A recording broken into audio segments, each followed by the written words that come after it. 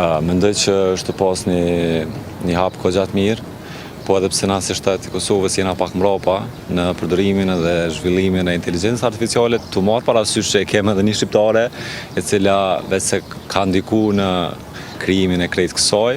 Përndryshe jemi tu e përdor, po jo çato nivele që është ndoshta edhe në përbot. Po mësuesa ditore për shembull mund me përdor në lidhje me gjithçka. Për shembull ChatGPT-n, mundi me marrë informacione në lidhje me gjithçka, përndryshe unë edhe vetë përdore sa i përket edhe tregtimit të marketeve financiare, kemi disa platforma të cilat e lehtësojnë shumë punën e tregtimit, kështu që mendoj që është diçka revolucionare e cila duhet më zhvillu hala më shumë, sidomos të na.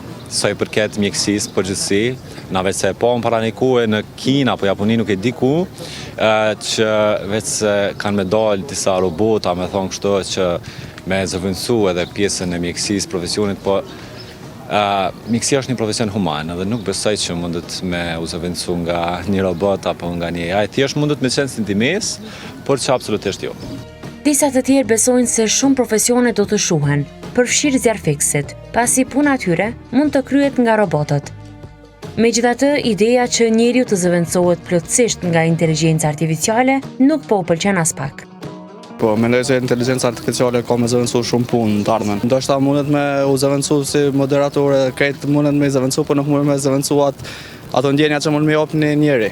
Kanë mu zëvendësu shumë sene krejt, amo raporti mjek-pacient nuk ka me mujtë mu zëvendësu për menej.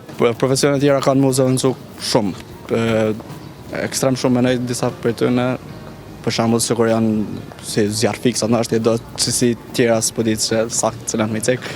Ama po, në Kosovë, pajtash tu e po në botë që veç ja ka fillu, për në Kosovë po besoj se vjen çdo sa në shpejt, ka me orë mrena 5 vjetë dhe kena me po ndryshimet mëdha.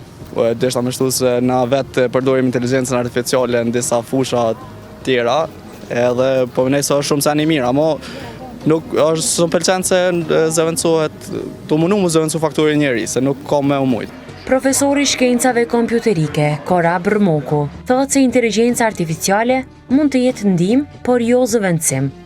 Inteligjenca artificiale punon me modele teknike dhe mëson nga e kaluara. Prap insistoj dhe në bazë të leximeve e hulumtimeve të fundit që njeriu do të mbetet kyç, gjithmonë në pikat ku inovacioni ende është i nevojshëm, ku vendosmëria për aspektet etike, profesionale duhet të ketë atë vullën përfundimtare. Prandaj në këtë pikë për aspektet ose për punët që janë teknike, për punët që janë më tepër rutinore, që janë madje disa autorë quajnë edhe punë mekanike, inteligjenca artificiale ka potencial edhe do të mund të zëvendësojë njeriu. Po jo gjithmonë deri në atë pikë nuk mundet me te kalu aspektin e inovacionit edhe vendimarrjes në shumë profile.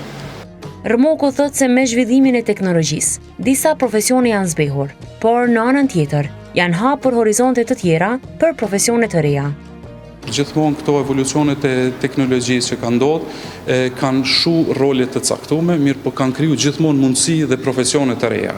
Prandaj në këtë pikë edhe inteligjenca artificiale ka potencial edhe po krijon vazhdimisht profesione të reja, është fakt që shuhen disa punë specifike, mirë po profesionet që krijohen përfshin në vete shumë punë potenciale më të mëdha, ashtu që rreziku i zëvendësimit në një kohë, themi edhe afat mesme, nuk është gjithashtu reale dhe gjithashtu i madh. Profesori thekson se njeriu do të mbetet gjithmonë faktori kyç. Sipas tij, ndoshta disa nga profesionet që kanë një rutinë të njëjtë janë më të rrezikuara.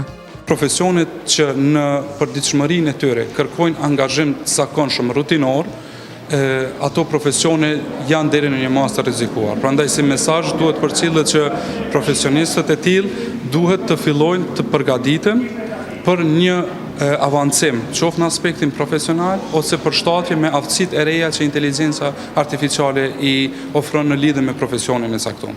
Pra nuk po ndalim në profesione specifike, po besoj secili e kuptojmë aktivitetin edhe punën tonë përditshme. Nëse varremi prej një pune që është mekanike, është rutinore, edhe lehtë e kuptueshme prej një makine ose një kompjuteri, atëherë krejt ato janë në potencial të nëse mund të themi jo të zhdukjes, po edhe të zëvendësimit gradual. Neve na mbetet që të pranojmë radhë parë, të adaptohemi me inteligjencën artificiale edhe të përshtatemi për që të profesionin e një që kemi, po në një nivel shumë më të avancuar.